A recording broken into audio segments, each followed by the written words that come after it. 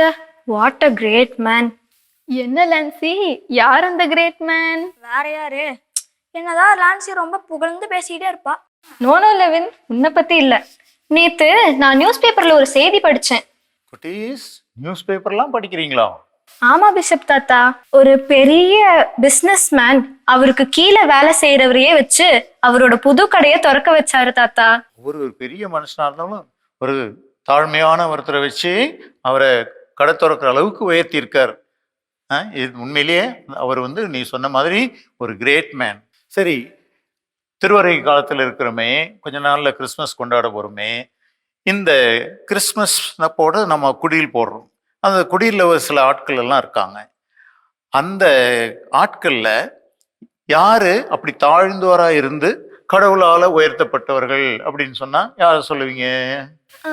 யாரா இருக்கும்? கண்டிப்பா நானா இருக்க முடியாது. சரி, நீங்களையே சொல்ல வைக்கிறேன். குடியில் இருக்கிற ஒரு ஆட்கள் பேர்லாம் சொல்ல பார்க்கலாம்.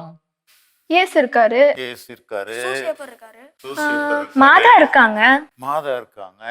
3 அரசர்கள் இருக்கு. 3 அரசர்கள் இருக்காங்க. இடையர்கள் இருக்காங்க. இவங்கள ஒருத்தர் தான் தாழ்ந்தோரை உயர்த்தப்பட்டவர்கள். மாதா தானே தாத்தா? திரும்பி பாரு, அந்த அன்னை மரியாள் தான்.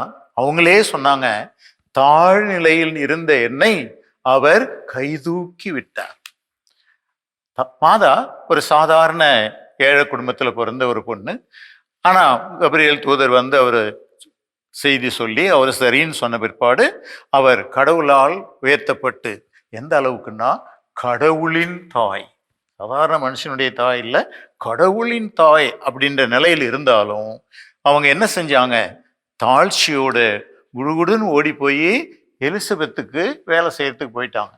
அப்போ இதுல இருந்து நம்ம என்ன பார்க்கிறோம்? கிறிஸ்து தாழ்ந்தோரை உயர்த்துகின்றவர். அன்னை மரியா சாதாரண பெண், இன்றைக்கு உலகம் முழுசும் போற்றுகின்ற ஒரு புனிதையாக அவரை. அதே போலதான் நீ சூசையப்பர்ன்னு சொன்ன இல்லையா? அந்த சூசையப்பரும் ஒரு சாதாரண மனுஷன், ஒரு தச்சு வேலை செஞ்சிட்டு இருந்தவர்.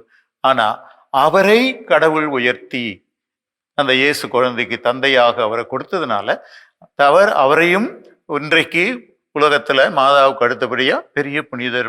அதனால இந்த கிறிஸ்து பெருவிழா நமக்கு என்ன சொல்லுது அப்படின்னா, கடவுள் தாழ்ந்தவர்களை உயர்த்துகின்றவர்.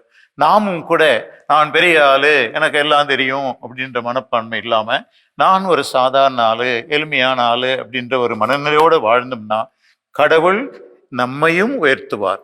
அதனால கிறிஸ்து பிறப்பு விழா நமக்கு கற்றுக் கொடுக்கிற ஒரு பாடம், நம் இறைவன், நம் ஆண்டவர் இயேசு தாழ்ந்தோரை உயர்த்துகின்றவர். இப்ப நாம வாழ்க்கையில நல்லா உயர்த்தப்படணும்னா என்ன செய்யணும்? நம்மளும் தாழ்மையோடு இருக்கணும் தாத்தா. தாழ்மையோடு இருக்க முயற்சி பண்ணுவீங்களா? பண்ணுவோம் தாத்தா. கிறிஸ்து பிறப்பு விழாவுக்கு இந்த திருவருகை காலத்தில் நாம செய்ய வேண்டிய ஒரு நல்ல தயாரிப்பு. செய்வீங்களா? செய்வோம் தாத்தா.